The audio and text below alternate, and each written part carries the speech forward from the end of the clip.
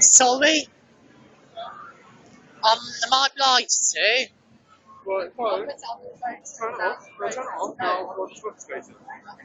Because you are known to Norfolk Police for harassment of police officers.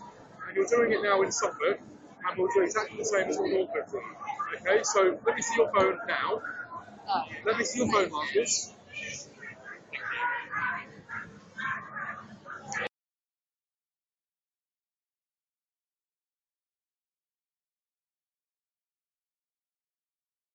.07.2016 officers involved. Police Sergeant Oliver John Lawrence Aldred 19.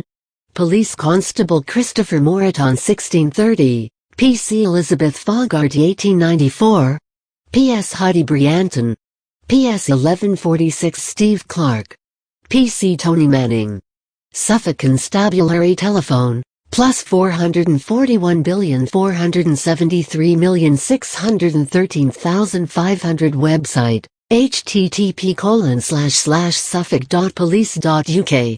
Email, headquarters@suffolk.pnn.police.uk. On the 30th of July 2016 I decided to spend the afternoon and night in Ipswich, Suffolk, and to do some cop blocking whilst there.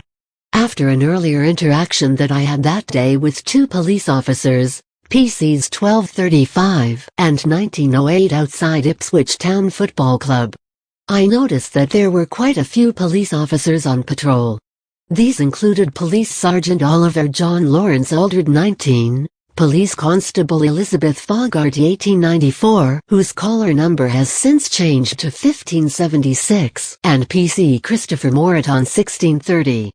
My initial interaction with the officers on duty was with Aldred when I noticed him on duty and peacefully filmed him from a distance. This provoked a quite strong reaction from him that I was causing him alarm and distress, and a verbal threat from him that if I did not stop filming I would be arrested on suspicion of harassment. He grabbed my camera out of my hand and switched it off before making this threat, which is why it cannot be heard on the recording. I initially complied with Aldred's request, but then changed my mind and continued filming. This provoked a confrontation from Police Constable Moreton, who decided that he too was fed up with my filming. He demanded that I give my details under Section 50 of the Police Reform Act 2002. I stood my ground and refused to provide him with them, and was then detained for 15 minutes whilst he carried out inquiries over the radio to confirm that I didn't have a history of harassing officers based in Norfolk, which is somewhere I have had interactions with police previously.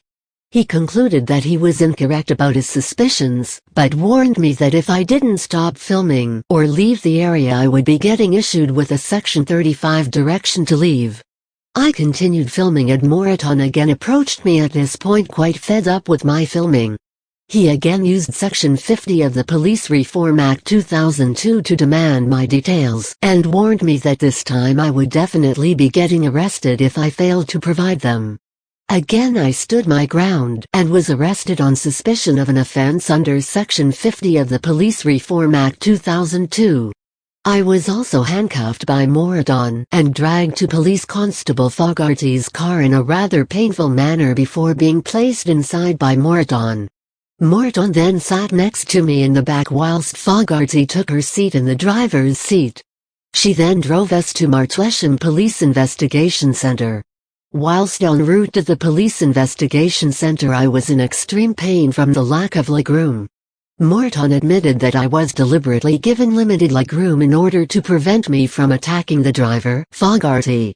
I swore at Moreton whilst the vehicle was in motion and all doors and windows were closed. Moreton warned me about my conduct, but I stood my ground and continued swearing.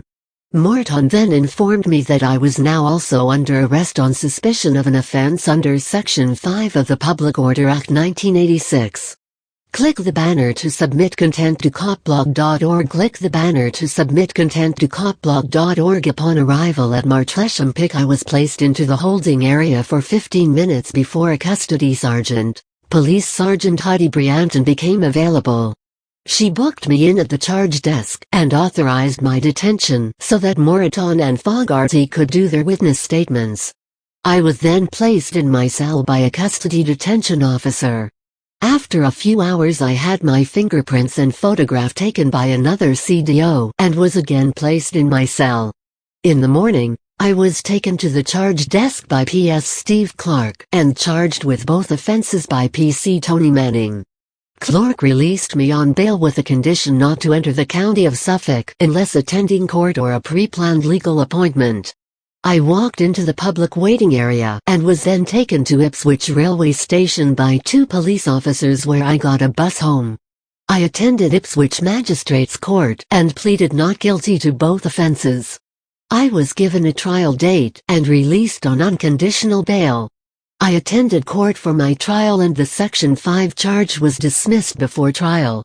After a trial I was acquitted of the Section 50 offense on the basis that the prosecution were unable to prove that Moreton had reason to believe that my actions were antisocial behavior. Listen to the rest of the audio.